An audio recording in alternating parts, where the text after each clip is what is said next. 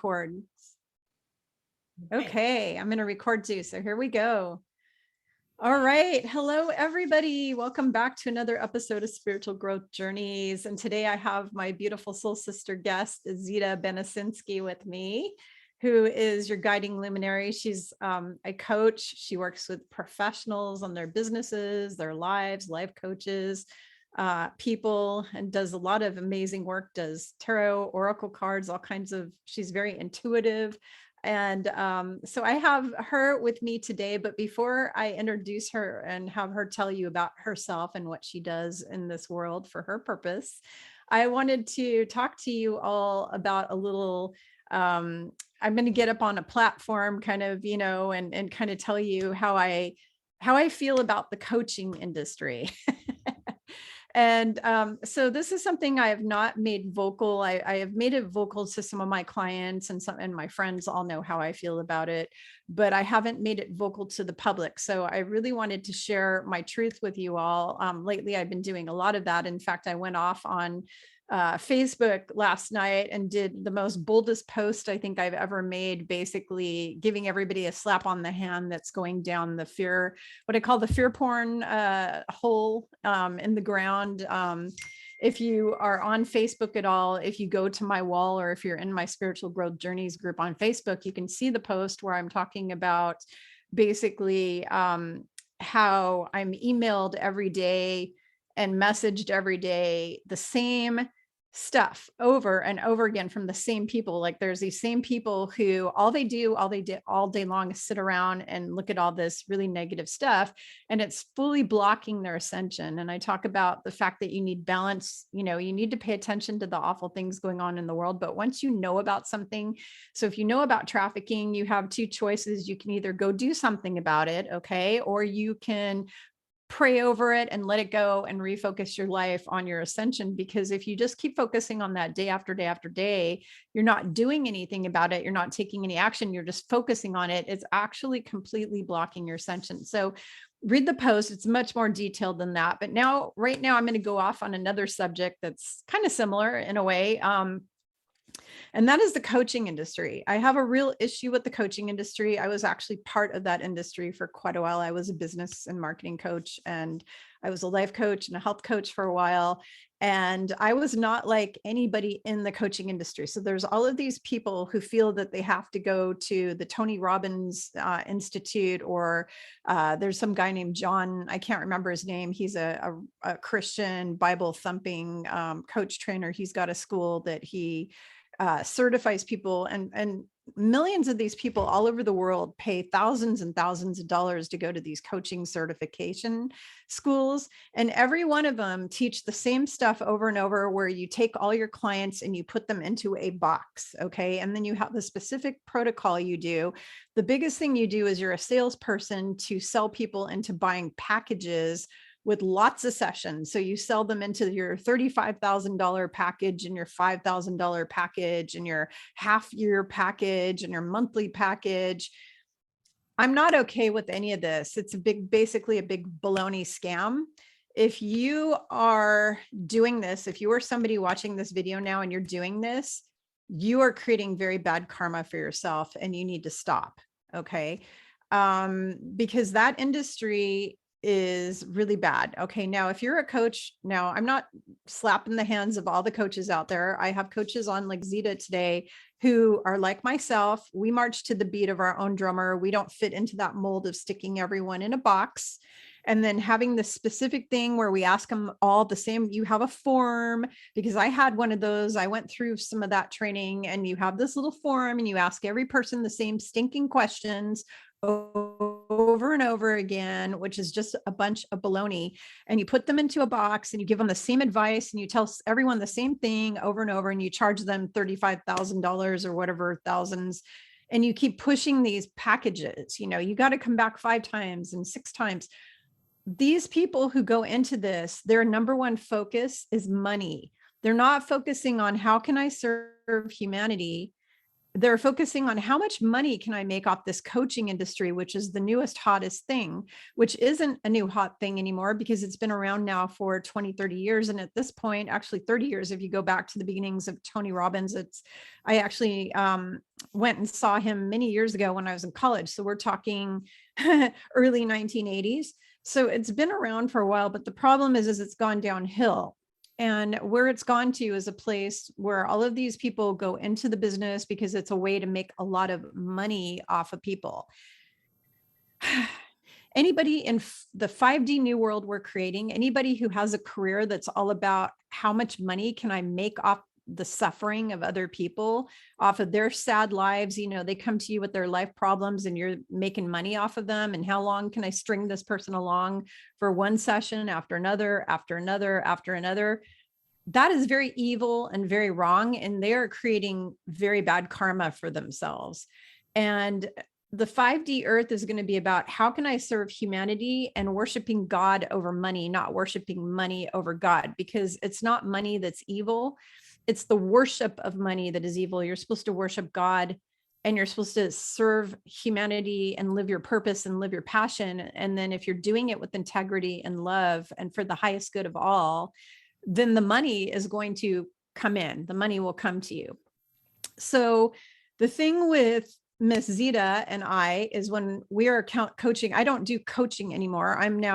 I just do counseling, spiritual counseling, psychic counseling, healing work, and spiritual teaching. Okay. I'm not a coach. I don't want to be put into that boat. I don't want to be even associated, honestly, with coaches because I have such a horrible opinion of their whole industry and how heinous it is.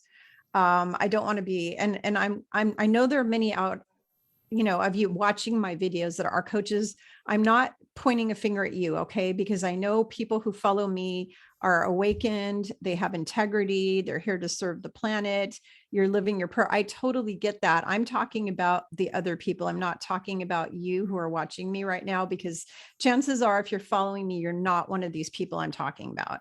I'm talking about these people who literally set themselves up in a coaching business because it's a way to take advantage of lots of people and to just keep stringing them along and making money and putting them in this box, asking them the same questions, giving them the same drills and the same homework over and over again.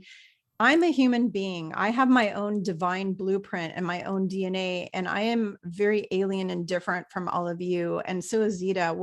We all are very different. We're all unique thumbprints of God. Okay. We don't fit into this box. We're not all part of this little, box. Okay.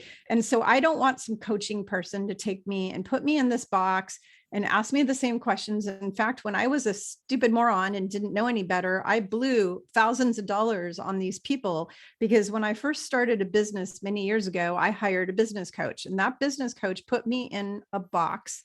And then they advised me very wrong. Everything they did was wrong and bad, and it didn't help me at all. And then I went to another coach who did the same thing. And then I thought, okay, third time's a charm. I'm finally going to get a good one. Nope, she did the same thing. So I had 3 coaches in a row who advised me very poorly. My businesses wound up failing because those coaches sucked, and they took a lot of my money because they put me into a box and they just did their typical questions that they were taught in coaching school.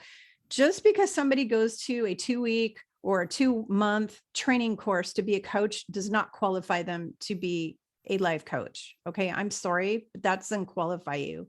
Why?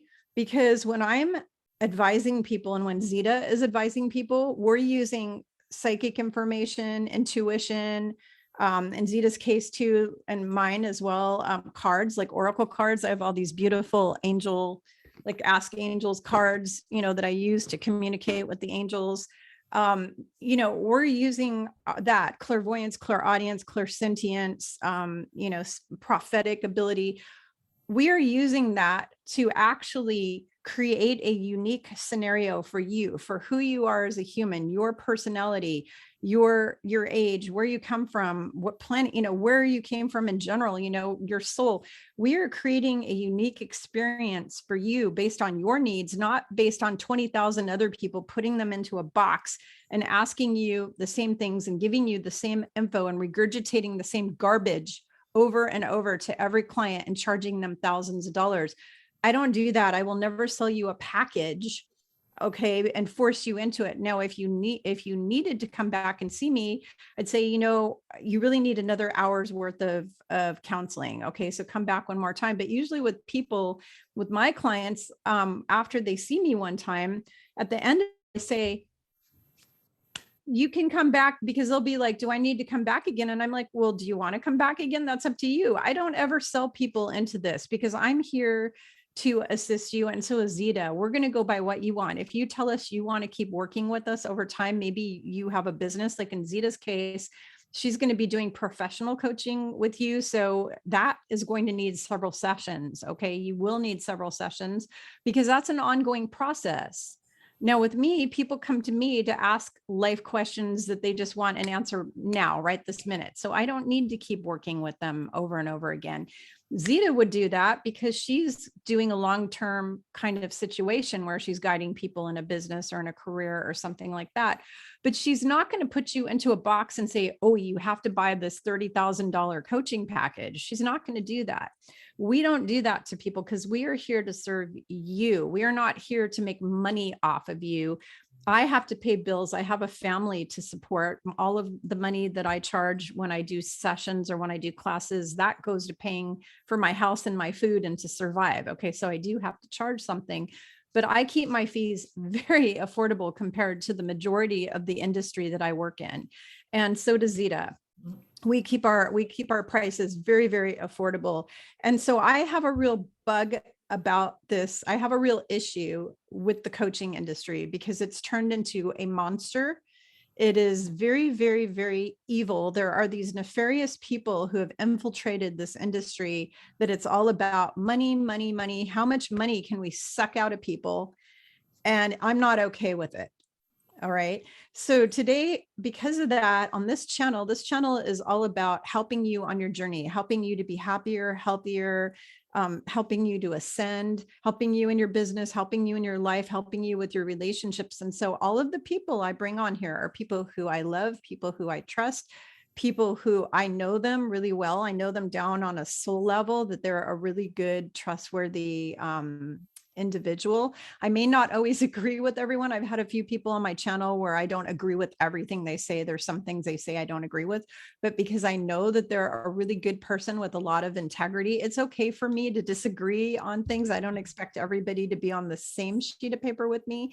But what's most important to me, everyone on this channel, is that every person who comes on this channel has to have really high values. They have to love God like 100%, like put God first in their life. They have to be a very spiritually valued person. They have to be on the path where they're here to serve humanity, and they're heart-centered. They have to be heart-centered, and otherwise they're not coming on my channel.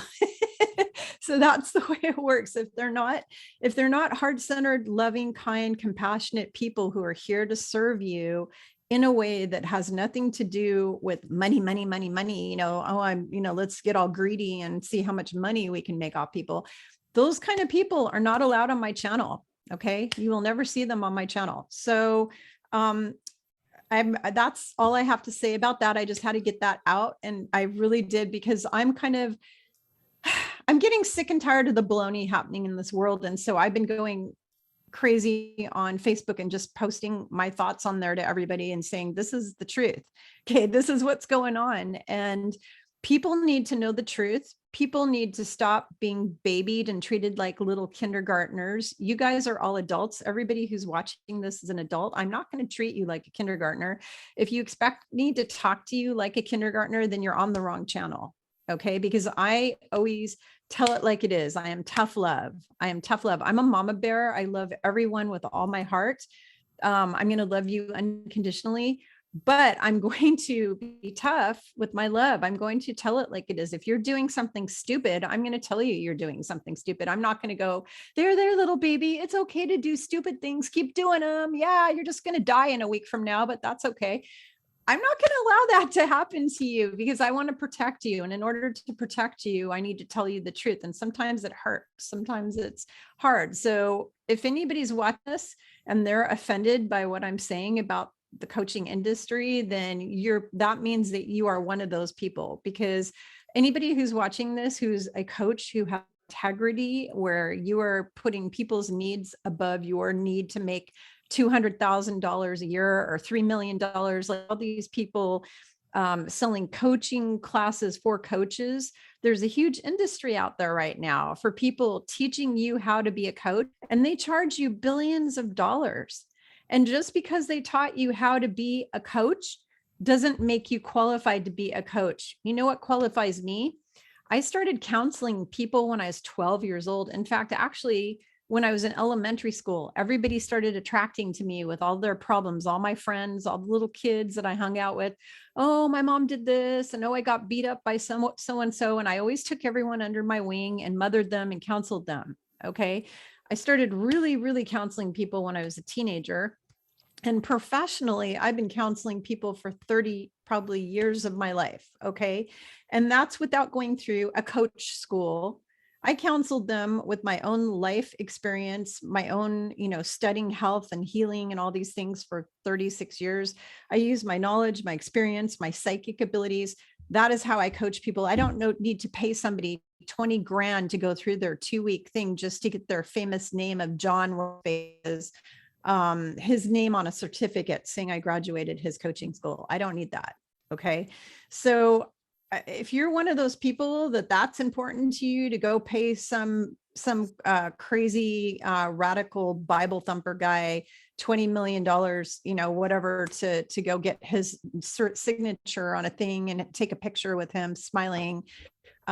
He's totally full of himself, by the way. This particular person I'm mentioning, he's the most full of himself person I've ever seen in my life.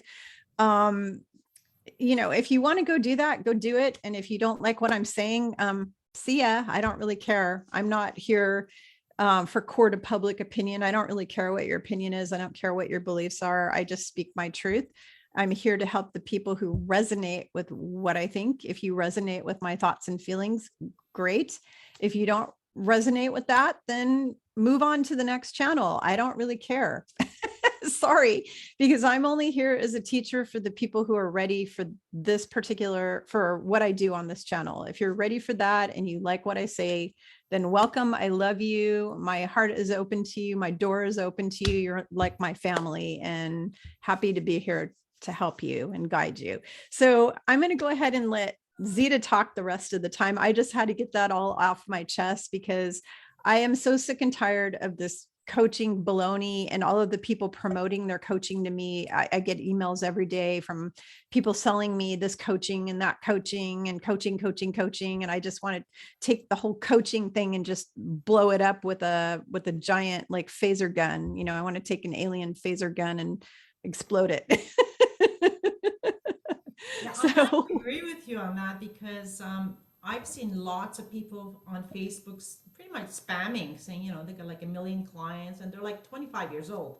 Where did they get these 1 million clients? It's just promoting programs they've never even studied. They're probably paid actors. They don't know anything. So when they do give a course, they're scripted to what to say, and there's no life experience. How can you coach people really at 20? I mean, you can maybe at 25, but to have coaching programs at 25 or 30, I don't know how they can do that. And also, it's also their personality, right? It's not who you are. So when you go into these programs, what do you take away from it? That's why many times these coaching programs fail, because you're trying to adopt their personality and you've lost your individuality. So when you go out and try to coach using their personality without yours, without your individuality, you don't give that value added as a personal coach. So Yeah.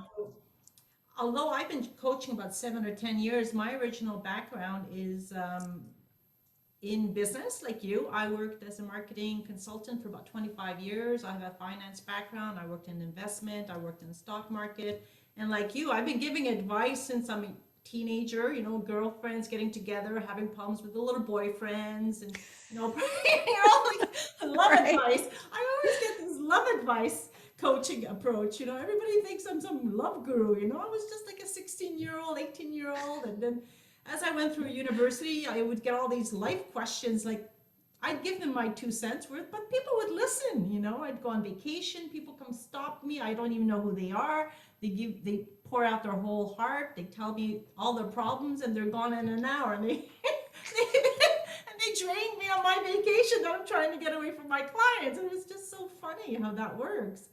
And after working for 25 years in marketing, I was laid off in 2008 when we had the financial crisis there.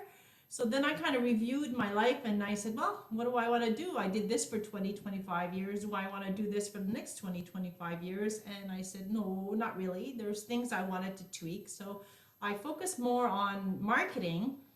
And I did that for about 7, 8 years. And then my mom was ill, so I had to kind of step back a little bit. And meanwhile, while I was caring for her, I kind of looked out to do something different. And I came up with furthering and making it more official to be a coach. And I did take one of these programs, I followed, and exactly the same thing here. The boxes, these are the questions, and you have to identify the clients. Are they auditive, visual people, or they are more tactical people? Based on that, you do different exercises and this and that. I said, well, that's nice. And then when I brought this home inside, I go, well, that's not me. That's not how I do things in life. So I wanted to do something my way. And most people who know me know I'm kind of strong-willed. I like to do things my way. I take what people present and I like to make it better and personal for myself.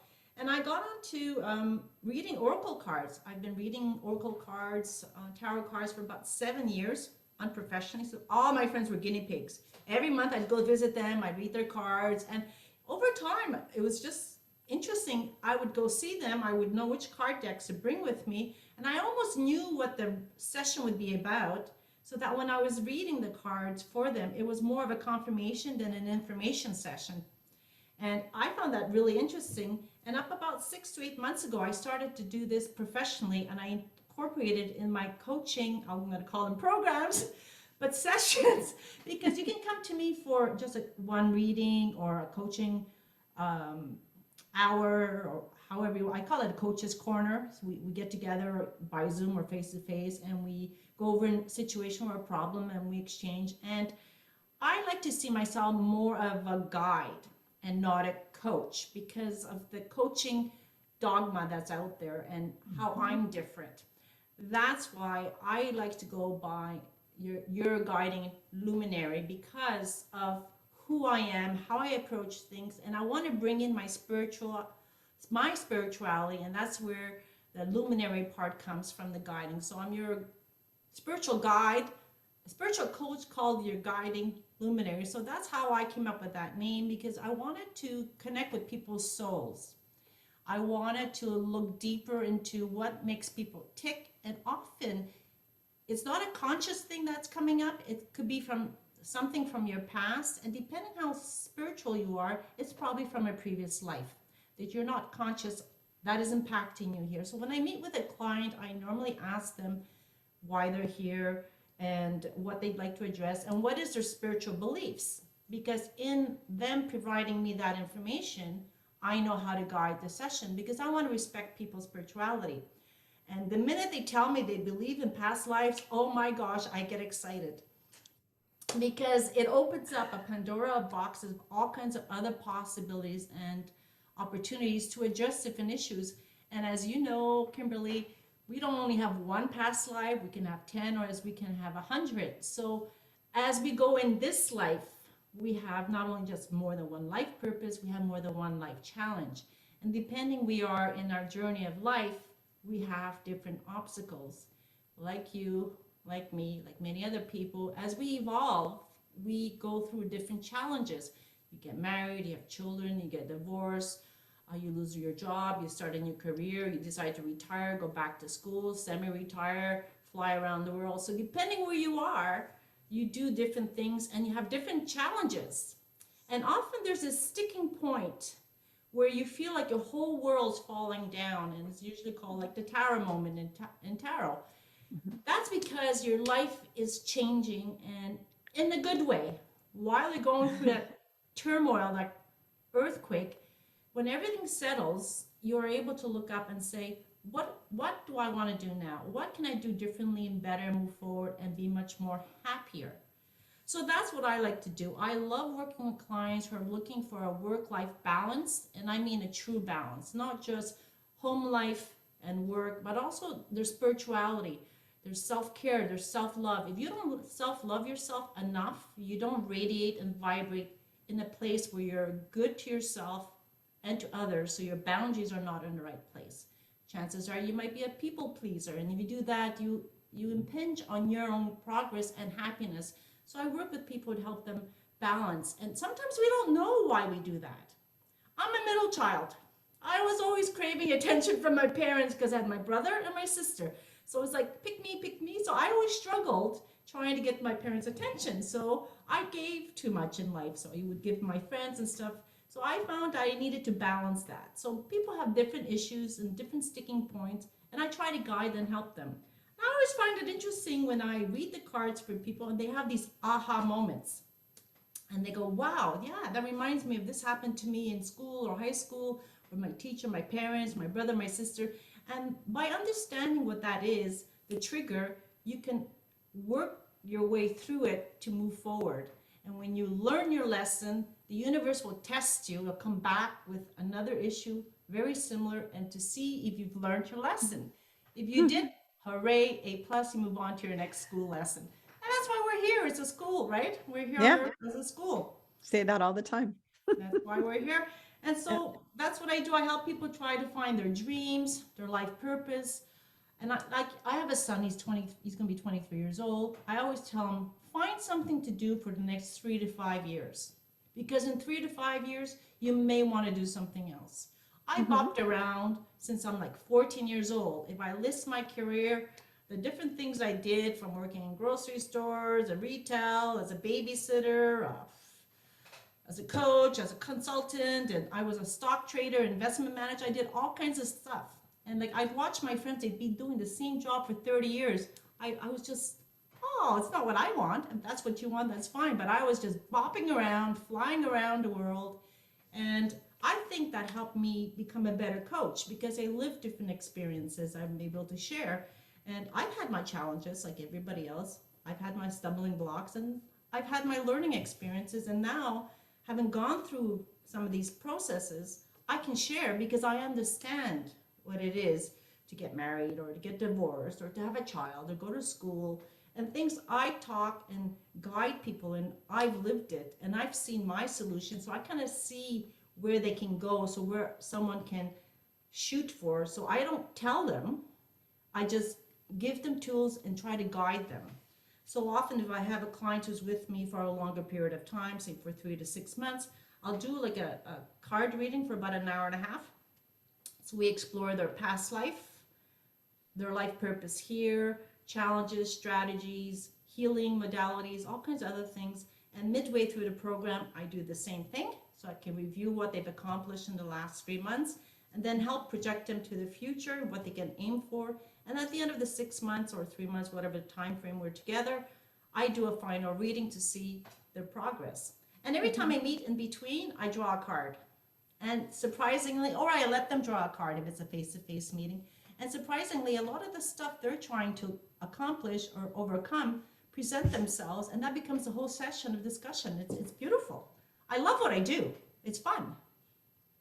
You know? That's awesome. I have a question for you. So since you had such an amazing financial background, when you do counseling or coaching with people, or, being a guiding people, I have a lot of clients who are just messed up with their financial, all their finances, like they suck, at running their finances in their life. They're just not good at it. Is that something you would be able to help your clients with? Is guiding them on how to get their finances in order, balanced. I'm not talking about financial advising per se, Yes. but I mean more of the spiritual, like principles of being smart with your money. Absolutely. Is that something you work on? I do. Okay. I'm not a registered financial advisor, but I have a very strong financial background, and I worked in the financial industry where I created mutual funds, credit cards, life insurance products. So I have a very broad understanding of how these products work. And it's very important to understand who you are, where you are in your life cycle as well, because different investment planning is appropriate at different times of your life. So saving for your retirement at 25 is not the same thing as saving for your retirement when you're 40, because at 25 you have other needs. You're not going to plan on what's going on in 40 years. You should worry about today buying a house or starting a family or a business. So there's different things you need to approach. And yes, I could help them, but I wouldn't give them the advice into which mutual fund to buy, what stock to buy, or what insurance product to buy. But I could give them a general overview of what they could do with their money, for sure. Awesome. Yeah. So what got you interested in using the oracle cards and the tarot cards and all those different cards that you use to guide people? What inspired you to get into that? Well, since I've been very young, since my teenage years, I always felt I could see spirits a little bit. I was living not too far from a cemetery, and I could almost feel them in the house. I could hear things move, and so I used to wonder, am I the only one? And I'd have people in the house and they wouldn't hear it. So that kind of woke me up a little bit, that maybe I have some little gift.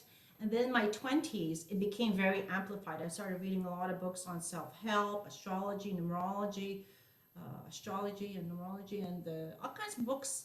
And then about 10 years ago, I loved tarot cards, and about 7 years ago, I started the oracle cards, and I was just inspired. Like the minute I bought my first box, I went right straight onto the internet to buy my second box, my third box, and within like 3 years, I bought like 30 boxes. It was just like an addiction, and I don't collect things. It was the only thing I collected. And as I started collecting them, you're like, I don't have any knickknacks around, like where some of the crystals you see, they're not mine. I inherited from my mom, but I don't have collections of anything. I don't collect dishes or stamps or spoons or anything like that. I collect memories and experiences.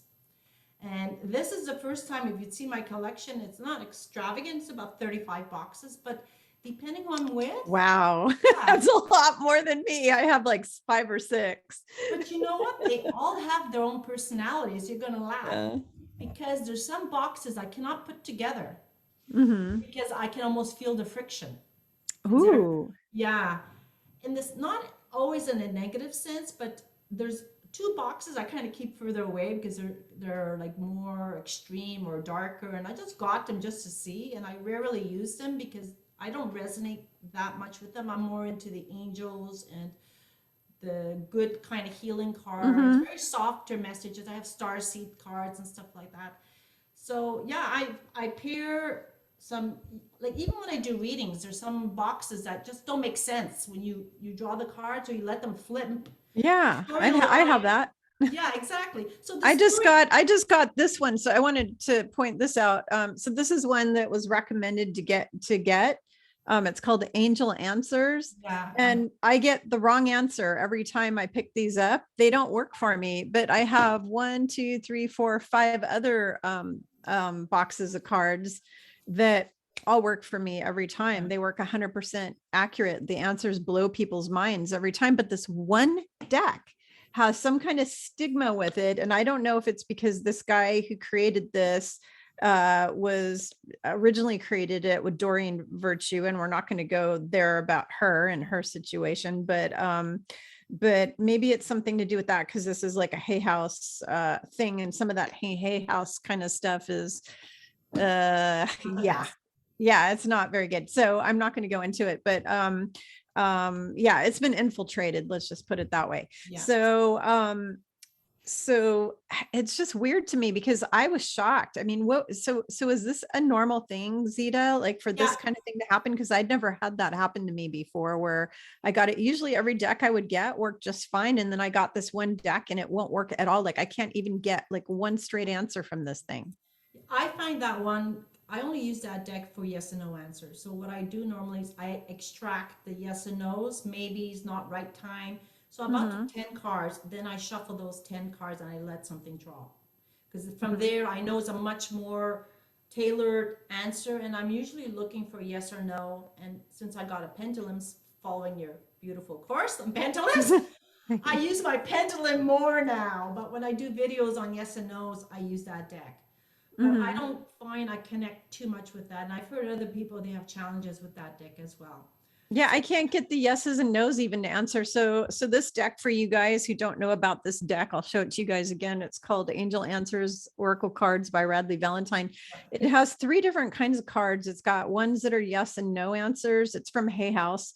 It's got some that are like dates, like if you say when is the face diaper thing going to be removed or something like that. And then you get a date. You can get like a time or a date. It's got that. And then it's got just general answers, like angel answers. And I'm telling you, every time I use the yes and no card, any of the cards in this deck, I get crap answers. It just doesn't work for me at all. Well, It then just I won't would work. suggest you sell it. It's not Yeah. for you. Yeah. Yeah. That's why I would be very careful in gifting someone a tarot or an oracle card deck unless the person asks you personally that they Mm-hmm. like this card deck. Because I've gone to these metaphysical stores with crystals and decks and candles, and you walk Mm-hmm. in there. I walk in there and there's like 30 decks, and I personally touch the boxes. I open them up and I And draw you can cards. feel the energy, right? Exactly. And if I'm not out Yeah. and about, because where I live in Montreal, it's minus 25 degrees. So sometimes I go online and I watch a few people who review the card decks. And Mm-hmm. you actually could feel the energy, like the energy from that Do you box is have this beautiful. one? No, Do I you have? don't. No. Okay, so I got to tell you about this. So this one is called Ask an Angel. It's by Tony Carmine Salerno and Carissa Mulatto. And every time I read these for my clients, the answers are right on, spot on every time. You know how I found this, Zita? Is No. I walked into my favorite metaphysical bookstore where they sell all the crystals and all the spiritual books.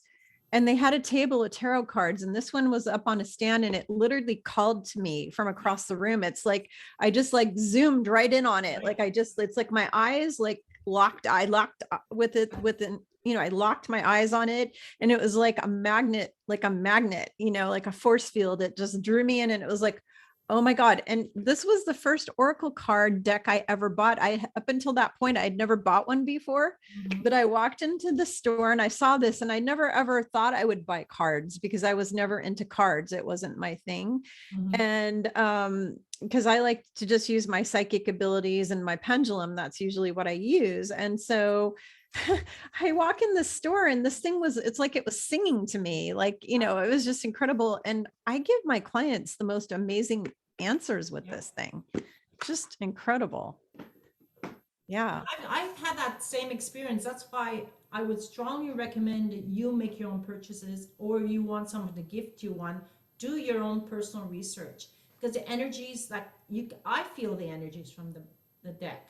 And even when I'm shuffling them, you could see sometimes they just are stubborn. And I talked, I have some decks.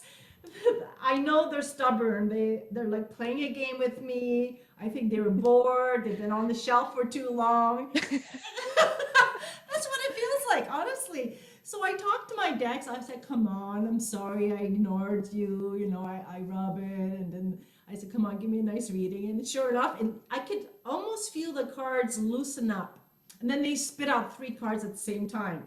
It's like, okay, we've teased her enough. Let's give her all of them, and then boop, I get the 3 cards.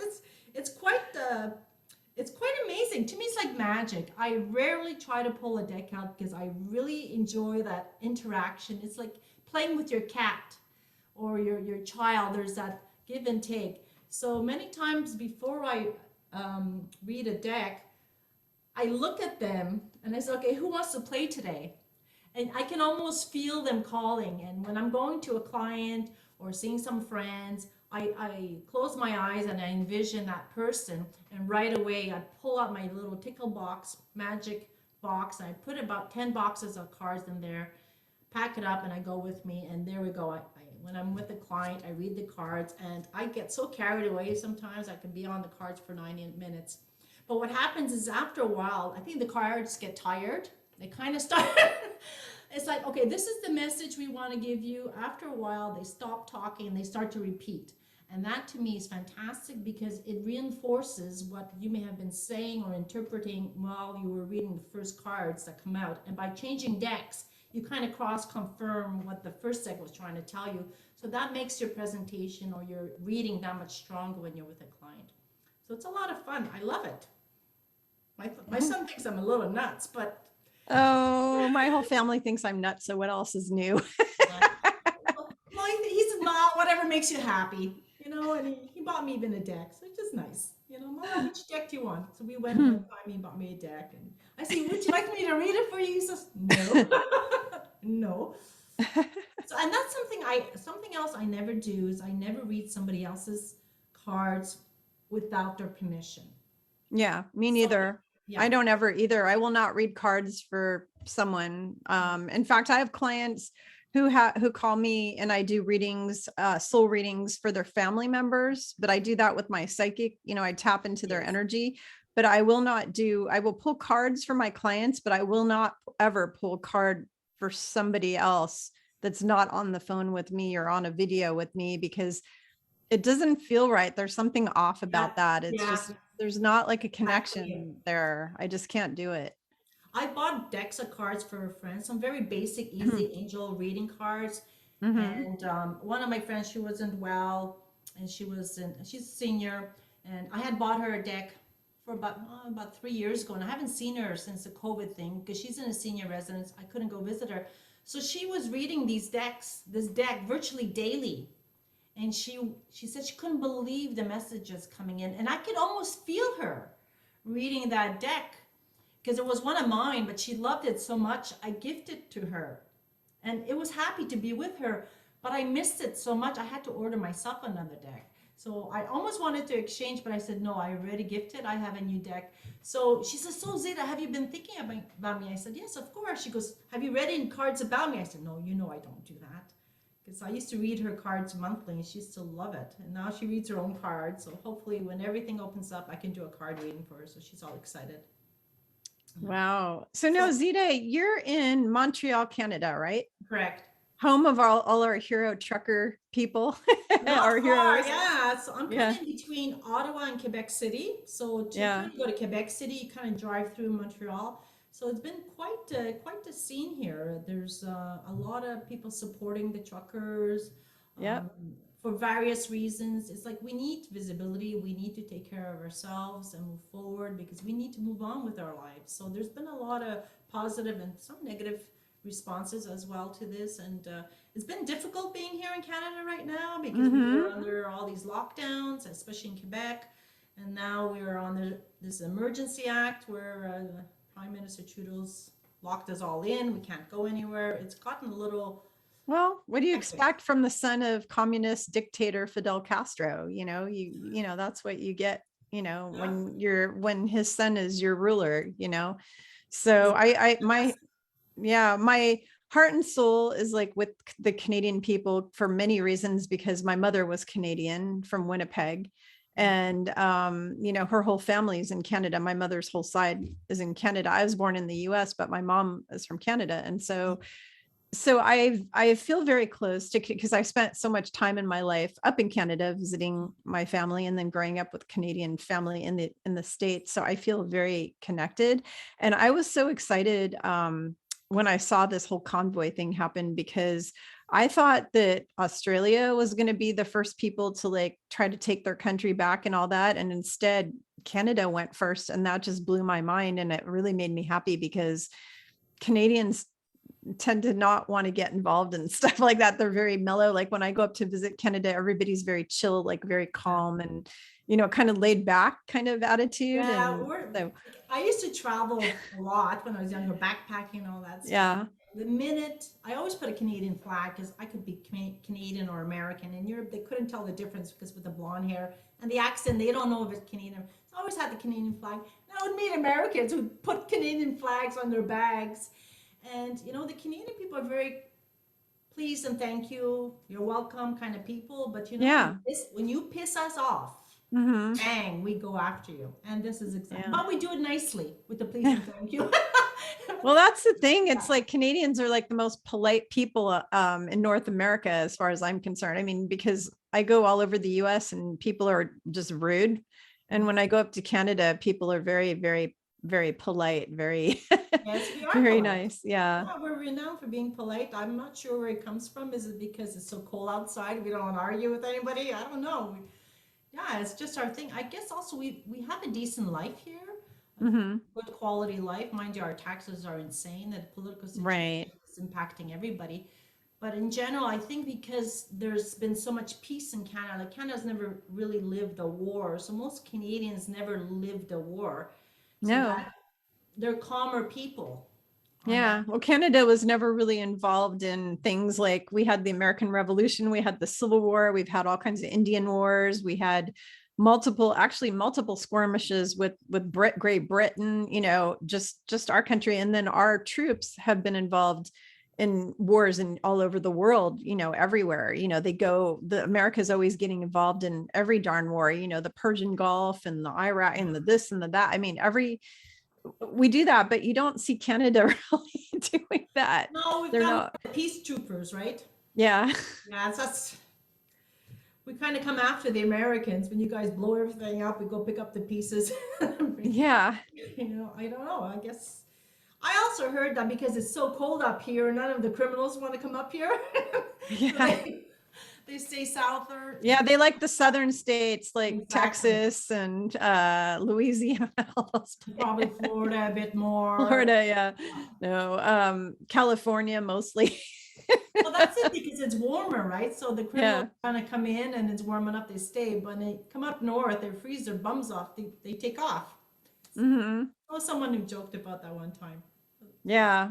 Yeah. I mean, you definitely have a way less lower murder crime. I mean, put it this way, I feel safer walking around the streets of downtown Vancouver, BC than I do walking around the streets of Seattle, Washington. So Wow. Yeah. I mean, yeah. I walked freely in Montreal my whole life. I mean, I was a big Yeah. partier when I was younger. I'd go out dancing. I'd walk 3 o'clock in the morning in the streets downtown Montreal. Never. I Yeah. mean, I you know never how I ever feel. felt unsafe in Canada. I've been all over Canada and I've never ever felt unsafe there, but there's places in the United States that I feel very, very unsafe. And there's cities I won't even go to in the Okay. United States that are too horrible. The energy is so bad and there's so many murders and drive-by shootings and, you know, like I South mean, Los Angeles and those kind of places. okay. I just stay away Yeah. from Yeah, that. we don't have extreme Yeah. parts like that in our cities, but there are pockets in every city where you, like the Mhm. red light district, we call them. You probably have the same. Right. Yeah. Everybody has And you don't those. go, They're you in just, Europe too. exactly. If you avoid those places, you'll be fine. Yeah, you don't go there. And if you go there, you don't go there at night mainly. Exactly. Because you're Yeah, looking because for trouble. majority of the criminal activity that's going to happen in any country, anywhere in the world is really realistically at night. Because I mean, I walked all over Rome, Italy during the middle of the day and no problem. Like multiple times I walked all over Rome, Italy. I walked all over Paris, France. And those are big cities that have a fair amount of crime, but the majority of that crime is at night. You don't want to walk down a back alley at night in any country, anywhere in the world, honestly. Yeah, I So understand. So listen, yeah. would you like me to do a little reading for you? Yes, you had told me before we got started. So Miss Zita is going to give me the honor of doing a reading for me, which is really cool because I'm the one who's always doing readings all day long, every day of my life for everybody else. So it's so cool when I get to receive. I love to receive. I So was going to offer this to you during your group sessions, but I said, no, mhm. I'm going to save this for a special moment, and here we are. So what this is going to be is a little sample of what I normally would do with a client. Okay. So I clean all the cards to remove any energies from previous readings. So rest assured, we're being protected by the light. And so what I normally do is when I meet a client for the first time, I read from the past life by Doreen Virtue card, yeah. And what I ask the person is whether or not they believe in past lives. Mhm.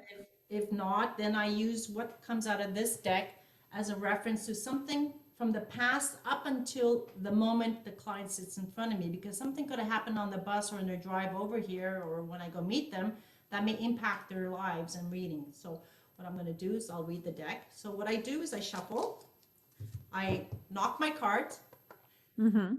to remove any further energy, and we'll see if there's a card that pops. And from this one, it usually guides me to the next card and the next card and the next card. So we'll wait for one card or two cards, whatever, to flip. Okay. Okay, there we go. I'm excited. So we got 3 cards that flipped. The male, female, authority figures, Mhm. and finances. Oh, So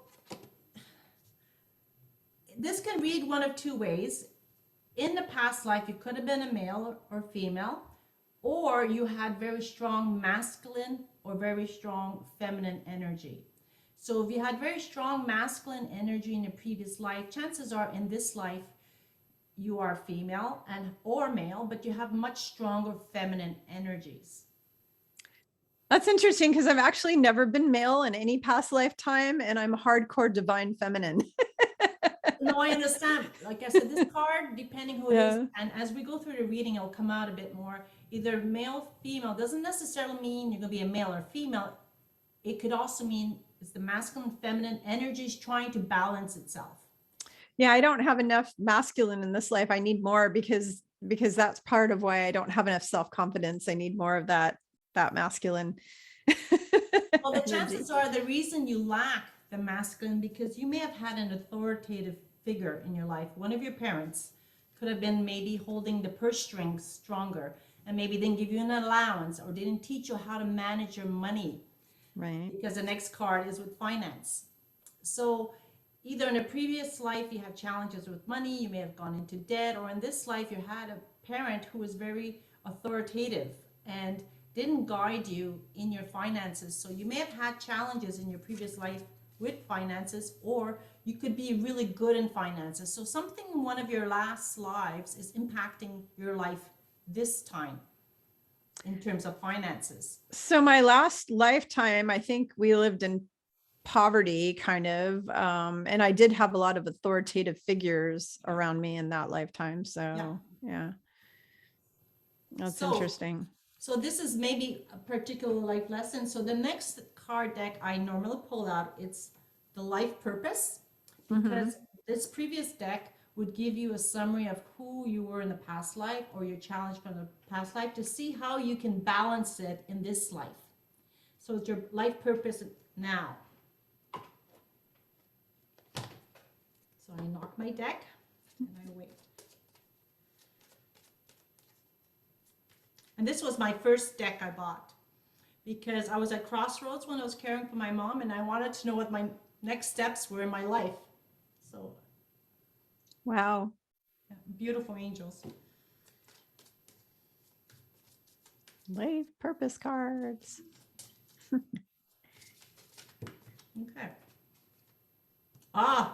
Leadership.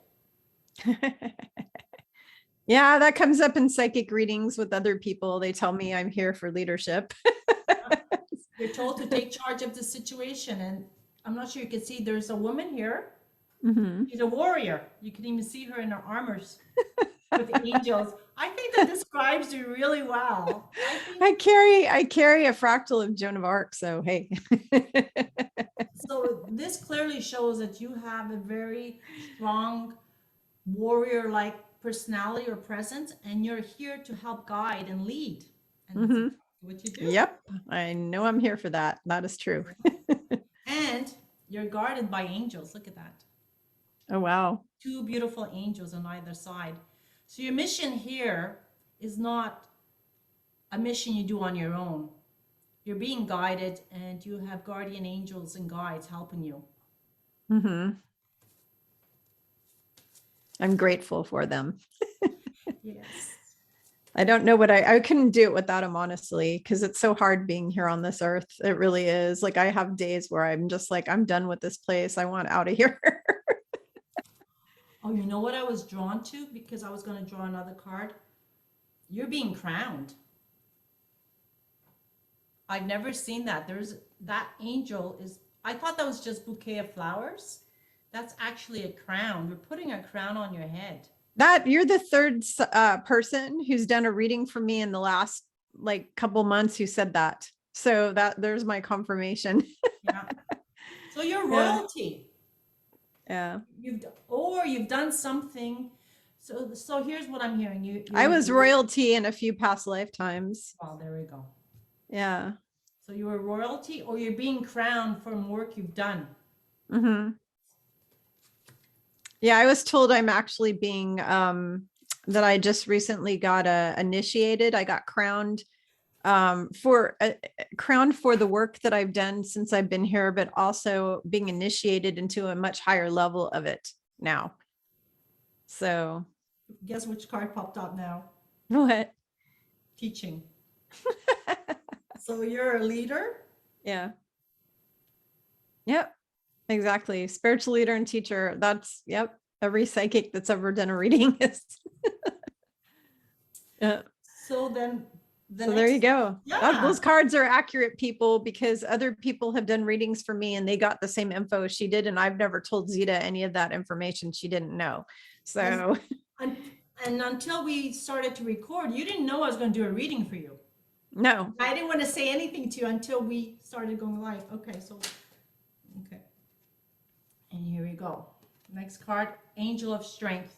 How many times have I seen you post on Facebook with a lion and an angel?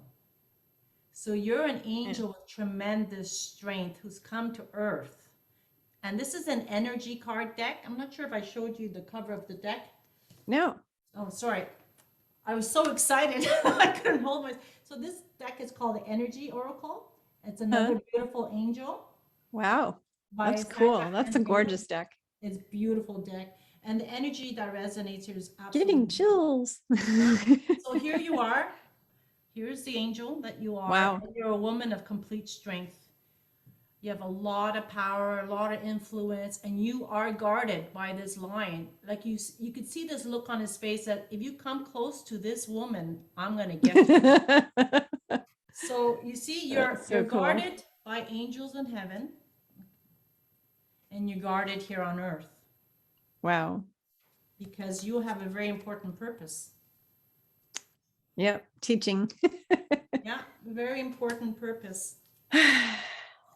I'm getting the chills. Yeah, I'm getting chills too. Like huge. And I was warm a minute ago. Now I'm getting chills. Wow, that's so cool. What I'll do at the end of the reading, I'll take a picture and I'll send it to you so you can keep it for future reference. Okay. This is so much fun. Yeah, and I really get into it because I get into the storyline of people's lives. Mm-hmm. Especially, I love doing this for people I've never met. And then it's intriguing to see how accurate. Well, and you guys, Zita doesn't know, she knows a little bit about me, but she doesn't know a lot about me. It's not like we've hung out and I've told her my life story. She really doesn't know a lot. She doesn't know that much about me. So very little. So it's not like she's making it up to match something I told her because she doesn't really know much. So But these cards with the words, they speak for themselves. Yeah. Your daughters to the moon. So you're someone who's very attuned to the cycles of the moon. You're very absolutely. I'm very moon oriented. Absolutely. Yep. Again, so this is something that's very important. And this coincides because when I lay down the cards, it went under the teaching. So you're someone here who's inspired by the moon and emotional in your readings and your teachings. Mm-hmm. And what I know. Yeah, the moon actually has a huge impact on my psyche, like on my, I guess, emotions. You know, I get really kind of happy and more energetic when there's a full moon. Like the full moon, when there's a full moon, it seems to have like a specific kind of impact, I guess, on me. It usually energizes me. And we had the full moon yesterday or this week sometime, a couple of days ago, right? Yeah, I'm not, you know what? I haven't been able to see the moon because it's been so cloudy here. So I don't know because it's been covered with clouds, but yeah. So normally what I would do after that is, depending on the cards went, I would pick maybe the wisdom of the oracle to give you some advice. Or I'm not yawning at you. I just didn't sleep well last night. I had a long day. Wow. And this deck is by Colette Baron Reed. Oh, I love Colette Baron Reed. I love her too. Oh, that's awesome. I love her. I have about 10 of her decks. So she's a lot of fun. Her decks are a lot of fun. And I find her decks represent her personality. She's got this bubbly, colorful, happy-go-lucky personality. So normally when I would be with a client, I would do a much more extensive reading. I would go maybe for 4 or 5 cards. I let them flip. And I line them up in a certain way so that when I read them crosswise, horizontally and vertically.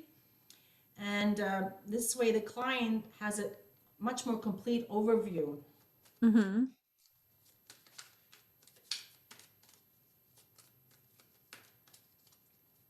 So when I'm with a client, I normally record the session of the readings, and if the person's in front of me, we put on the video, or we record it, and at the end I always take a picture for it, like an instant snapshot review. So when I meet up with the client again, because I do a Oh, few sorry readings. guys, my phone is. I should have turned that off before I went on here. I'm going to put it on silent. Sorry about that. That's okay. Okay. So the next card is called Message in a Bottle. Mm-hmm. So that would explain maybe your phone call. There's a message coming in, an important email Mm-hmm. or a phone call, bringing some news to you. It can also be a spiritual message, a download, because you're very spiritually oriented. To Yeah. encourage you, to support you. There's an important message, and it usually, it's because there's a message in the bottle. Again, it's in the water, so that's like an emotional message that might come in. But it could be it could be a very good message coming in for you. Okay. Yeah. I hope it's good. That phone call, I know who that was, and that is not a very positive thing. Unfortunately, it's financial garbage I'm dealing with. So Well, the card doesn't show anything negative. There isn't any darkness. There isn't a creature in the card. so it's something positive. So I'm going to Yeah. be getting a positive. I could use a positive message. And the other card that popped out is called Coming to the Edge, or Come to the Edge. It's a beautiful woman dancing on a floating cliff. And if you look around her, Uh-huh. all these beautiful hearts. So she's Wow. dancing and spreading her love. So you're Wow. like dancing and spreading your love to the world. So you're like almost on Mother Earth. So you're delivering this message of love to everybody around you. And it's pure and it's divine, because you're doing it so carefree. Like, you're not looking where you're sending the hearts. You're just sending your love. And nothing's restraining you, because you're having such joy and pleasure doing this. I just like to send love. Not, That's who you everybody. are. And again, I put down the card under the teaching. So you've come here to teach about love. That's true. Isn't that beautiful? Well, my boss told me I was here to continue his teachings. What do you think he was teaching? About love. He's teaching about love. Exactly. And like you see, she doesn't, and like you have an important work with children, and children doesn't necessarily mean a 5-year or a 13-year-old. A child can be an adult. So someone who's spiritually awakening now, they act like a child because they're spiritually children. They're young. They're on a spiritual level. They are children. A lot of the people I work with. So exactly. Yeah. So normally at the end, but I have worked with children, though. I don't know if you knew that, but I mean, I have taught children over the years. No, I did not know that. So that would be one of your callings. And you were like this angel there. Like, you're a little angel everywhere. You got all these little I love working with little kids and older. I taught first and second graders when I was in the Catholic Church. I did CCD with them and prepared the second graders for communion and for their first communion. And and I also worked in the school system, assistant teacher with the kids the whole time my kids were growing up. Now they're adults, but when they were growing up, I was working in the schools. Okay. Whoops, we froze.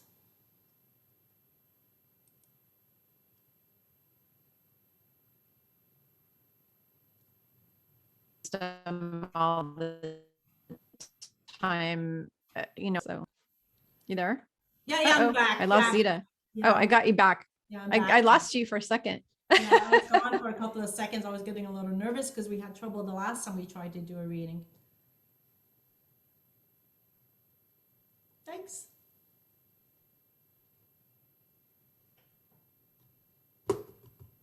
Yeah, I'm there. Her stuff was not working. Yeah. Yeah, I'm Yeah. here. So what I'll do to close the reading is, oops. Yeah. So I'll do a final reading from an angel therapy card from Okay. Virtue. Because I know Okay. you like angels, so I pulled out a lot. I love angels. They're all over my house. I have a lot of angels too, and I have some that I carry in my purse as I walk out. And let's see.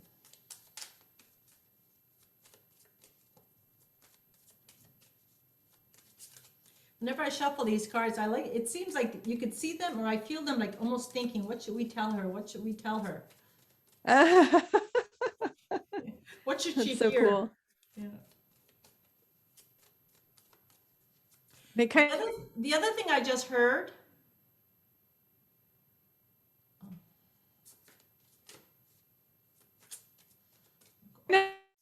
Yeah, don't go away.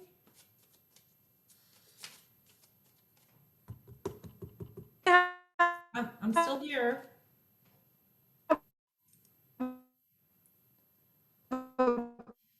personality, actually. Yeah, I hear. No, please Yeah. come back. I lost you again for a few minutes. Yeah, I'm going. Oh, the other thing I heard, it's funny, because the teaching card, the way I laid out, is that maybe you need to go back to learn more about money, managing money, or helping your family with financing and money. Okay. That was just a message I heard. Or to learn more about, it's not that you're doing it badly. Maybe there's a product or a service you're not exploring that can be beneficial to you. I'm actually quite good at managing money. A lot of people don't know this about me, but I also have a financial background, and my husband and I have been really, really excellent at managing money our whole lives. And the reason why is because I came from two parents who did the total opposite and died bankrupt and died like poor. They were poor and they died poor. And I didn't want to be like them. So I like dedicated myself to doing the opposite. So, well, that would explain the first cards that we had. Yeah. Your parents, this could be your parents, and they didn't do well with money.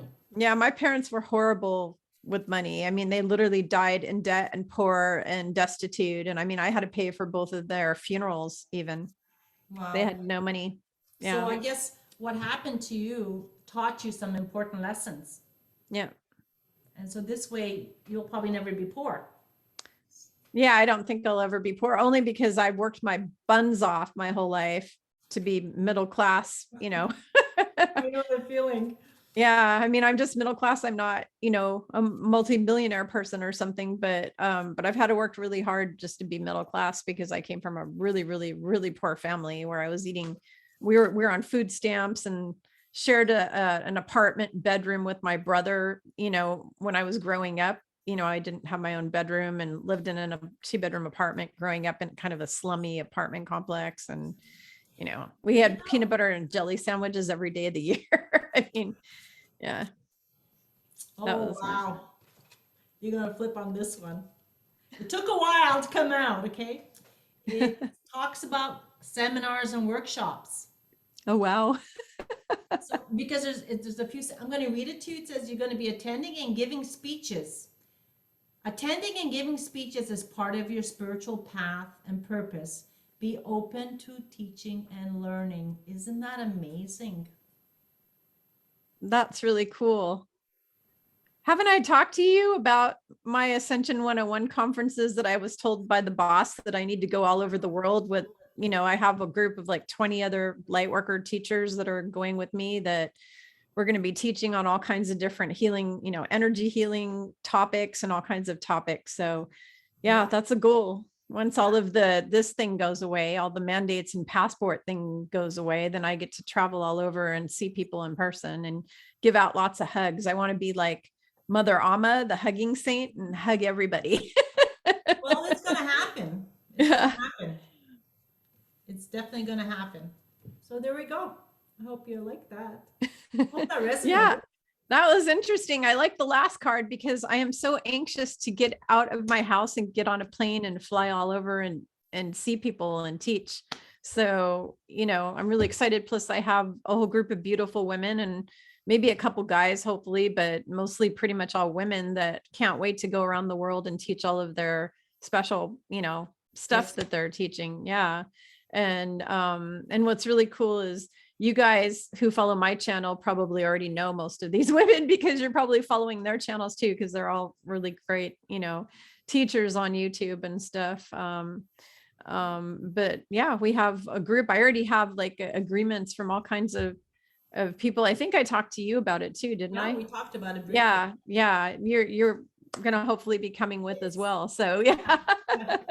Yeah. I'm trying to get together as many women as I can because the boss, when I say the boss, I'm talking Yeshua ben Yosef, Yeshua HaMashiach, or Yeshua Christos, whatever you want to call him, the Christ. He told me I needed to put together a team because he said, I'm not allowed to do this alone. I have to do it with my team. So Well, it'd be too much work for one person, first of all. yeah, I can. And by having all these other people with you, you expand your offerings and your teachings, right? And different people would be drawn to your seminars for different reasons because Yep. everybody has their own personality, their own reason for being, their own lessons to learn. So it's a win-win situation for everybody. Absolutely. Yeah. I'm just honestly, everybody who's watching this, I love working with people one-on-one, but really I've been teaching and speaking in front of audiences, teaching classes in person, like to large amounts of people and speaking to as many as, several hundred people and what, at a time since 1990. That's like a really long time. So I have a lot of years of public speaking experience and teaching. And that's really where my heart is because I want to be able to teach concepts to a lot of people, not just one person at a time. Because if I just teach one person a few times, let's say I have 3 clients a day or 4 clients a day, 5 days a week, and I'm teaching them, that's 15 people a week. I could be teaching thousands Yes. a week. And that's really what I want to be doing because these concepts that I'm here to bring, the divine feminine and the Christ teachings, the teachings from Mary Magdalene and Yeshua, all of those teachings that I'm supposed to be delivering about love and compassion and all these, and healing and self-healing is a big part of what I teach. They need to get out to the masses because everybody on this earth right now is traumatized, Zita. They're horribly traumatized by the last 2 years. The last 2 years have traumatized the hell. And then honestly, all the last 26,000 years has been doing nothing but traumatizing humans. But the last 2 years in particular has traumatized a whole generation of poor children who can't even speak because they've had diapers on their faces. And now they can't even speak. They're having to go to speech pathologists. They don't know social emotional cues. They're suicidal. You have little 9-year-olds committing suicide. I mean, it just makes me ill what's happening to the children, what they're doing to the children. Anytime they harm a child, I go postal. Like I just go crazy, you harm, because to me, animals and children, that's my thing, man. And anytime I see somebody harming or abusing an animal, like I see people who abuse horses or dogs or cats or, or murdering endangered species of animals that there's only a few left on the planet. They're hunting them for their tusk or whatever. I just go postal. Or anytime you hear about tunnels and kids, all the terrible things that have been going on that nobody's known about until now. And the tunnel thing's been going on for thousands of years. The reptilians have been eating those kids for thousands of years. So this kind of stuff makes me freaking postal. Like I want to, if I had all I can say to the guys that are spelled CABAL, those guys, they are darn lucky that I don't have superpowers like Wonder Woman, that I'm not Wonder Woman, that I don't have the powers I have when I'm not in my physical form. If I had them in this physical form, they would be really freaking sorry because I would whoop their ass off of this world. I would obliterate them and recycle them back to source in 5 seconds. Like they wouldn't even have a chance to go to a hell place because they wouldn't even get to go there because I would just obliterate them to nothing, to like space dust. Send them back to source. Yeah, just recycle them all back to source. Anybody who does crimes against humanity, anybody especially harming children, all these people, they have no idea how lucky they are that I don't have the powers that I have when I'm not in this physical form, because I'm telling you, I would obliterate them all in 5 seconds. They'd be gone. Well, Poof. hopefully there's others who are doing that to them, and then we're going to be rid of them soon. Yeah. Fingers crossed. Yep. Fingers crossed. We need to get those a-holes off our planet. We need them out of here. We need them exiled. I don't care where they go, as long as they don't ever come back to this earth ever again. Never again. Send them off to another planet and imprison them there for 26,000 years. Let them taste their own medicine. Well, they are going, and I've had more and more clients sending me and emailing me photos of it. It's showing up in the sky. I don't know if you noticed that, but people are taking pictures of it. Clouds everywhere. It's been raining 2 days here, and it's been okay. So there's and that's part of why they're spraying chemtrails all the time, because they don't want us to see that. So they brought in this planet. It was brought in by the Galactics and by the Councils of Light and the Council of Orion and all these, and the Cedar race, the race that originally created this planet and all that. They're all back here trying to help us, right now. They brought in this planet. It's like a duplicate of Earth, except it's a prison. It's a 3D prison matrix. And these a-holes are going to be soul scalped, sent to this place and locked down for 26,000 years. Yes. That was told to me back 3 years ago when I first started channeling the info for the book. When I started, I don't know if you call it channeling, really it's having conversations with the boss is really what it is. But when I first started having those conversations and he was telling me this information, I got that. And then since then, hundreds of psychic people have come forward and said the same thing. And then over and over again, I just kind of snicker and go, haha, I got that info 3 years ago. And now you're just finally getting it. Cause some of these people are literally just finding this out now. And I got that info. He told me that they were going to be, he said, the meek shall inherit the earth and turn it into heavenly earth. And that all of the evil ones were going to be soul scraped off the planet and sent to a 3D prison. Oh, so yeah, he's a lot more compassionate than I am. I'm not, I try to be like him as much as I can. I don't have the compassion he has, because I'm telling you, if I had my superpowers, I would just obliterate them and they wouldn't get a chance to go to a prison. They'd be just gone. Well, the other challenge is you're in the human body form. So you're living the frustration, the lockdown. He's not, right? Mm-hmm. Having a great time up there, so he's just seeing things. So that, I try to be compassionate like him, but I'm not perfect. I'm a human. I make mistakes. I have human feelings, human thoughts. I want vengeance against evil. I want divine justice is what I want. Yeah. But also because I'm born under Scorpio sign, I sting. So it's like, you mess with me, I'm going to sting your ass. That's the way it goes. I think it's my ascendant, the Scorpio. So I tell the truth, but I can be strong. So people kind of, woo. Yeah, my personality is actually Libra, because I'm Libra moon. So my personality is mostly Libra, all about having balance in my life. But where the Scorpio comes in is if somebody does something heinous to somebody, I want justice. Yeah. I want justice. Yeah, I'm going to sting them. Yeah, and the justice will be served. Let's hope. Mm-hmm. Yeah. So Zita, can you share with everybody where they can get a hold of you if they want you to help them and guide them with their career, with their business, with their, money, with their whatever in their life? If, they want you to help them, where can they reach you? I have a website. It's izita.ca. So it's izita.ca. If you want to write to me directly by passing the website, it's zita@izita.ca. And I'm on Facebook, I'm on YouTube, I'm on Instagram. So what I can do is I can send you the information if you want. You can put it below in the description, but it's very simple, izita.ca. So feel free.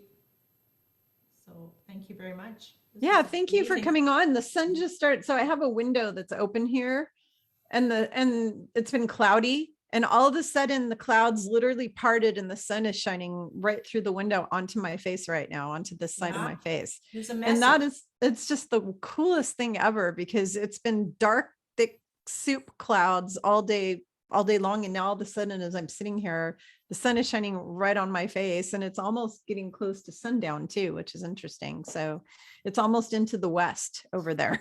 What time is it? Well, here it's 7 o'clock. The sun's been gone for I almost can't two see because hours. it literally blinded me. It's 4:09 p.m. here Pacific time. So 7:09 here. The sun's been gone for almost yeah. two Oh hours. God, it's so bright that I Yeah. can't even see I'm like putting my hand here. It's really bright. I love the sun though. I try to just stand in it and close my eyes and just ask the central sun to heal every cell in my body. And I highly recommend that to all of you.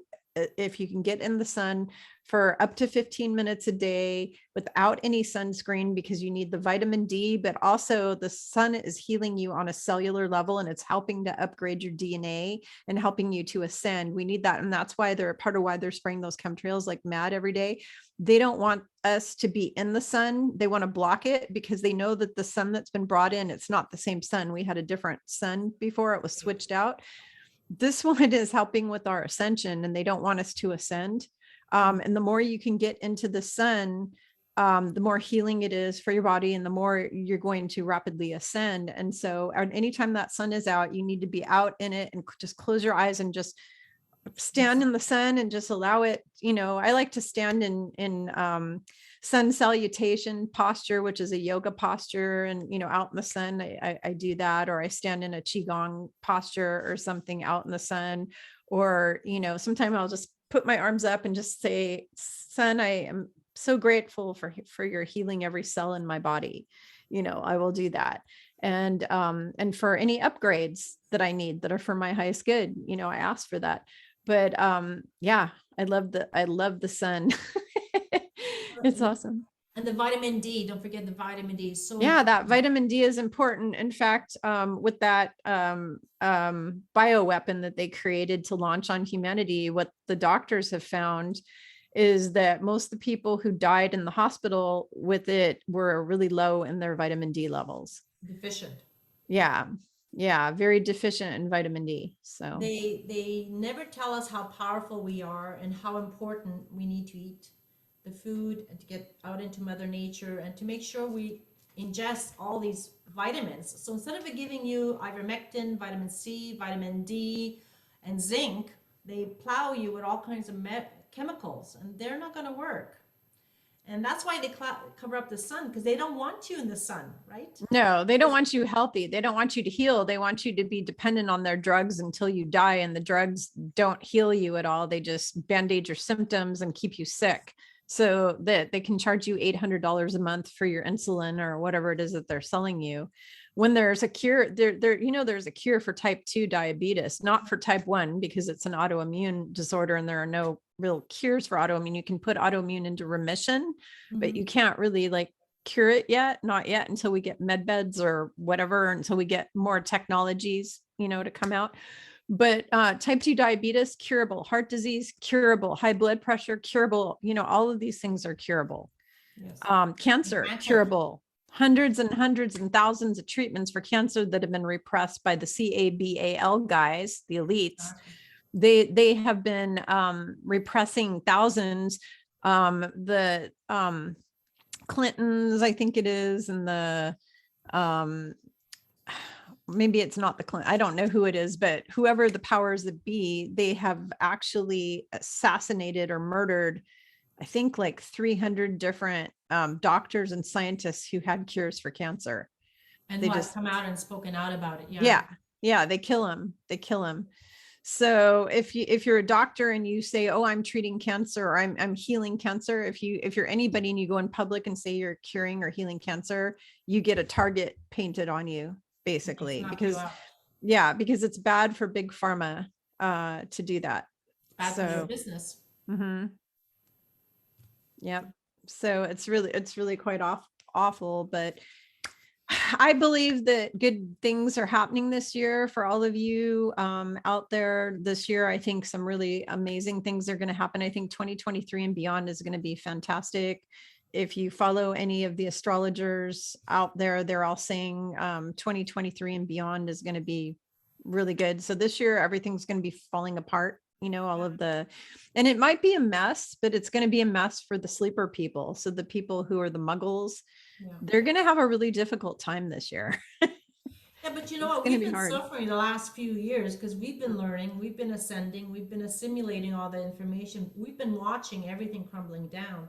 They're Mm-hmm. going on with their daily lives. They're not conscious of what we're seeing. And Mm-hmm. so that's why we're living it now, because when they will see it, they're going to need us to help pick them up.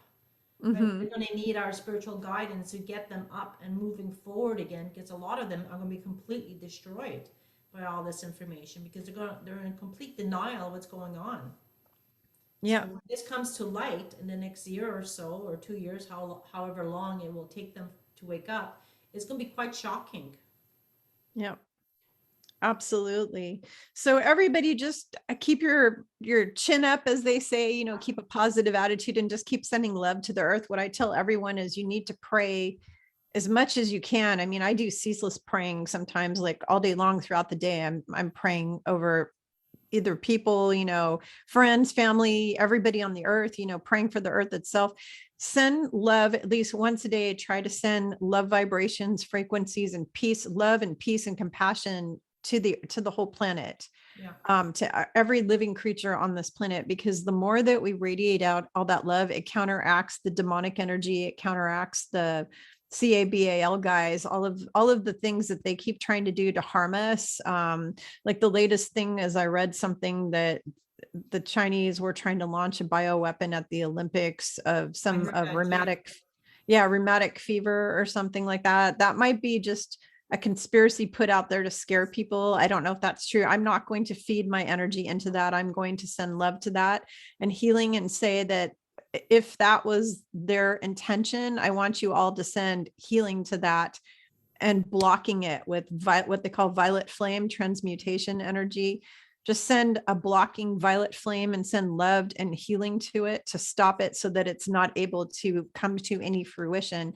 And anytime you read these negative emails or these negative posts on Facebook, just send it love and healing and try to transmute it with the violet flame, because we can use spiritual alchemy and transmutation to send everything into the light and change it. Because if we all do this, we all put in our part and we do it, then together we're going to co-create the new earth, and we're going to get all those evil a-holes off our planet. The faster that we put our intentions into that and work together as a team, we all need to work together as a team, the quicker we're going to make all the good stuff happen. Absolutely. So And the yeah. faster we raise the vibration, the higher the vibration is going to be too Mm-hmm. strong for them to stay here. So they're going to get obliterated off the planet. And their Yeah. energies won't be able to penetrate. So what I often do is I pour white light around me and I say, I do not consent. So Mm-hmm. if something like this comes around, I say, I do not consent. This virus is not going to come near me. This is not going to happen to me. I do not consent. I protect my home with a bubble. And thanks to your advice, I've got selenite crystals around the house, under my bed. Yeah, mine are everywhere. Yeah. And so I become a bit of a crystal person. So yeah, I've got them all over my taste. I got my My selenite baby. here. It's my baby. Yeah, I'm with it all the time, and they help. They bring a nice vibration.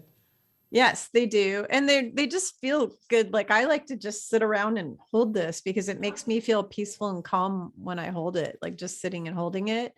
It just makes me feel happy, and just looking at, like, even meditating, what they call Zen meditation, you can just sit and just gaze into it. It's just so beautiful and it glows. It looks kind of like you'd expect a crystal city of heaven to look like, like if you were in heaven, and what the buildings are constructed of looks just like selenite. I mean, so it kind of reminds you of being home, because that's where we came from. We all came from heaven. That's our home. So when you hold like a quartz crystal or a selenite and you go and you gaze into it, it kind of reminds you of home. Like it kind of connects you to that memory of being home, when That you're in explains the heavens. calming effect. Yeah.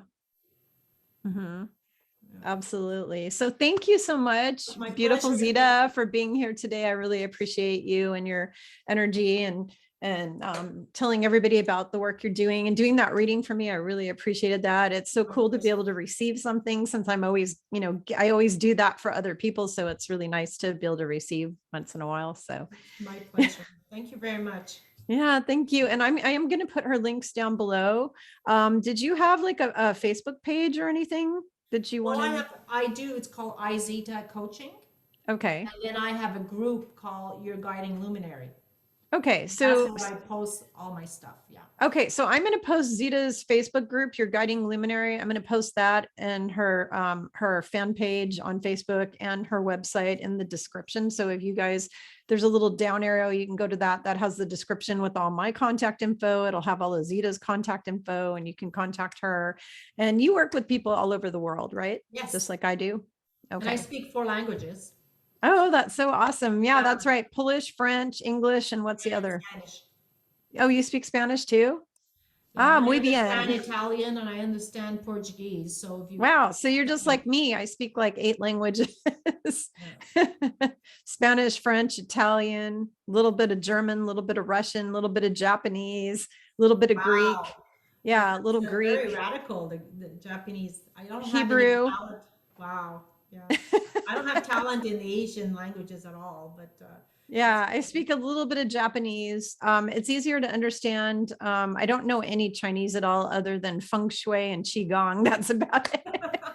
I don't know any Chinese because the languages where it has characters, like characters written, right. You I can't have a read them. hard time. Yeah, I have a hard time understanding. Japanese is very phonetic. It almost sounds more like Italian or something, because when they pronounce it, like arigato gozaimasu, what is it? Arigato gozaimasu, masa or something, or masai or whatever it is. Anyways, the arigashimasu, the way they say it, the way they pronounce Japanese, it's More more musical. yeah, it's more musical. It's more sounds more like Latin or something like that. It's very, very, yeah, musical. So I do easier with those kind of languages myself. The Very ones cool. that are more, yeah, or the romance languages, I pick them up really, really quick. Portuguese, French, Spanish, all of those romance languages. The one romance language I haven't learned yet is Romanian. I haven't learned that yet. I have a girlfriend who's Romanian, and it's very different. It's not as direct because we don't hear it so much around us. See, like I grew Mhm. up in a neighborhood where we spoke Greek, Portuguese, Italian, and Me Spanish. too. I grew up in a It's like, multicultural neighborhood. Everybody spoke either Spanish, Greek. We had a large Greek population, mm, large Mexican population, and South American people too. A lot of Italians. In fact, a lot of Italians from Palermo, Sicily, that were all relocated to this area. A bunch of Germans. We had a bunch of Germans. Yeah, and Vietnamese people, which is kind of interesting. We had quite a melting pot where I grew up. wow. So yeah, Samoans, all kinds of interesting people. I mean, but I grew up in Los Angeles, so Oh, of course, you're closer to Asia from there. That's true. Whereas I'm closer to Europe, so we have a lot of Irish, Scottish, French, most of Europeans, Greek, Italian, Turkish. So we have few Africans or Asians, but they've started coming in the last 20 years. But it's not something I would pick up now because I don't interact so much. Yeah, yeah. that's what makes life interesting. Absolutely. Yeah. I love being in a melting pot. Where I live now is not a melting pot. And it's weird for me because it's just weird. It's just weird because I'm used to being around people of all nationalities and religions and and whatnot, and even cults. We even had the moon, what was this, Reverend Moon cults, Reverend Moon, I don't know if you remember that guy. It's called the No. Moonies. They called him the Moonies. He like does these mass marriages, arranged marriages, and all kinds of stuff. Anyways, it's one of those cults. We even had that like headquartered in our I mean, we've had like everything. We had the Scientology, all of that kind of stuff. It's just like a huge melting pot of everything, like everything. Well, because I So was born in Montreal, it's like a little Europe of North America. So when you're mhm. downtown Montreal, you feel like you're in Paris, you feel like you're in Madrid or Lisbon. And when you walk down the streets, you hear all these languages. So you feel like you're in Europe. So if you want a cheap vacation to Europe, come to Montreal. Yeah. So you get to see it. So, and we were predominantly more of a Catholic based culture. Mm-hmm. Orthodox Catholics, Jewish people as well, but we didn't have many other religions. It was very much more secular in that respect. Mm-hmm. French were very Catholic. The Polish are Catholic, and Italians and Portuguese are all Catholic based. So that was pretty much, so where I grew up, there were tons of churches. Much more Yeah, where I grew up, we had a Catholic church on every other corner, and then all the other ones in between. We also had a lot of Mormons. Mormon and Catholic were like the two biggest things. And then the Russian Orthodox, because we had a lot in the Greek Orthodox, because we had a huge Russian community and a huge Greek community. So Wow. yeah, kind of interesting. So fun. I love the world. I love cultures. I love traveling the world. That's why I can't wait for those little jabberdoos to go away and the mandates and the passports to go away, so I can get on a plane and just start jet setting all over the planet to see people. I can't wait either. I'm just, Yeah, I'm a big foodie. I love eating food in places like Paris and Greece and Portugal and Australia, go down under and eat some Vegemite or, whatever. I mean, I'm a big foodie. I love to go all over and just I'd go to enjoy the Australia food. just to try a different apple. Just Yeah, I'll find right. any excuse to go to Australia. Right. Yeah, I have to go to the rainforest there, and I think it's near Cairns or Cons or whatever that is, Cairns. I think that's where it is, but it's my clients, because I have a lot of followers and clients in Australia, and some of them are on the Gold Coast, and some of them are in the rainforest area, and some of them are in like close to the Barrier Reef, and they're just kind of all over. And then I've got some in Sydney and some in Melbourne, but the area I really, really want to badly visit in Australia would be the rainforest part of Australia, because it's really, really gorgeous, and I'm really into the animals, and I want to see all the little fuzzy koala bears and all the different, if, Kangaroos and everything else. yeah, whatever ones are alive, because the evil ones tried to kill all of them. I think billions of animals died in those fires that they had last year. I know. How sad, eh?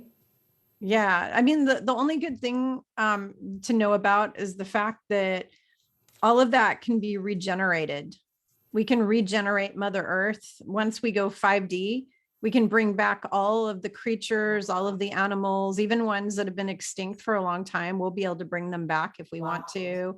And the whole earth is going to go green and lush again at some point, because they're going to get rid of all of the stuff that has destroyed the planet. It's all going to go away. When we create 5D Earth, it's going to go back to the Garden of Eden.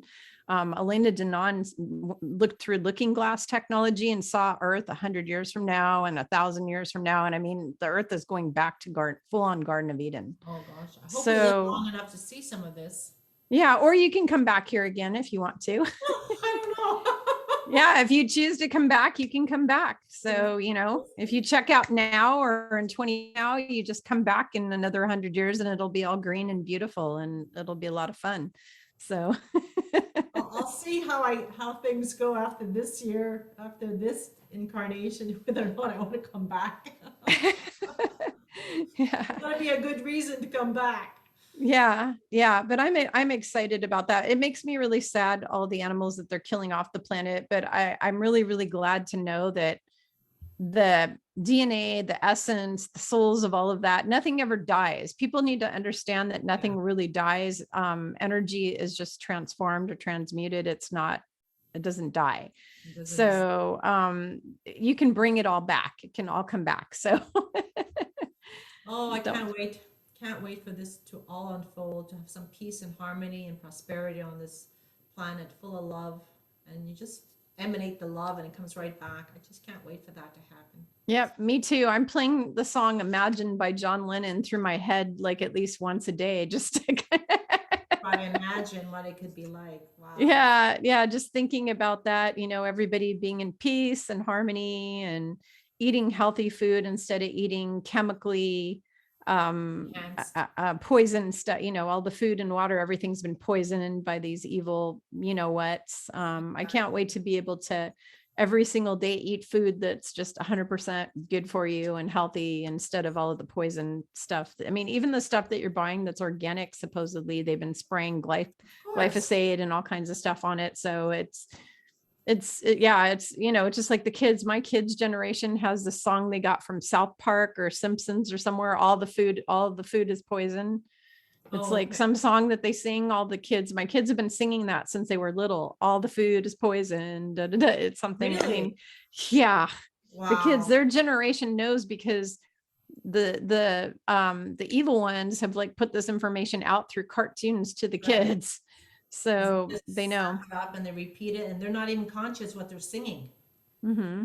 because they hear a tune, they just repeat the words without really listening to the lyrics. Yeah.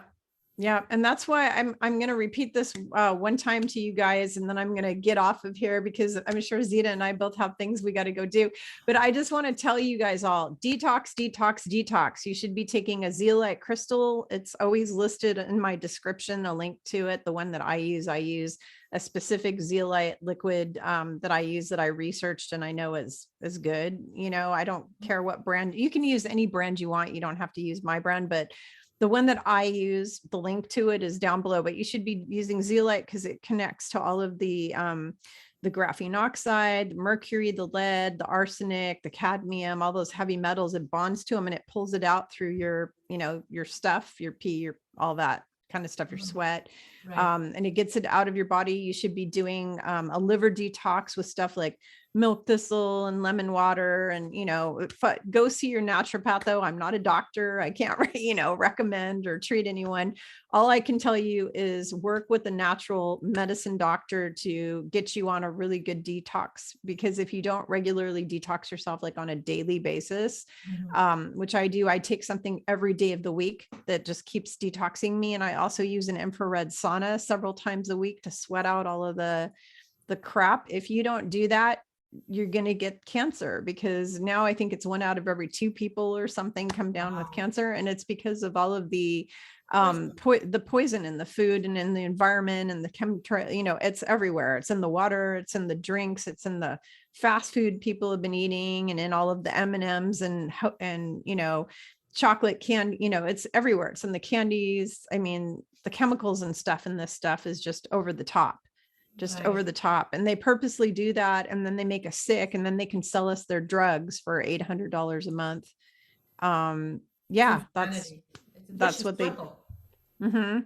It's a vicious circle, but we're going to take those creepers out, get them off our planet. We're going to restore good food and good water to this planet. Everybody's going to live in peace and harmony, and all will be well. And here comes the sun again. It keeps kind of going away, and then it comes back, and then it goes it's coming back again and blinding me, but yeah, it's beautiful. So I'm going to let you all go. I hope you all have a wonderful day or night wherever you are. Thank you, Zita. Thank you, And Kimberly. please like and share this with whoever you think would enjoy it, and hit the notification button.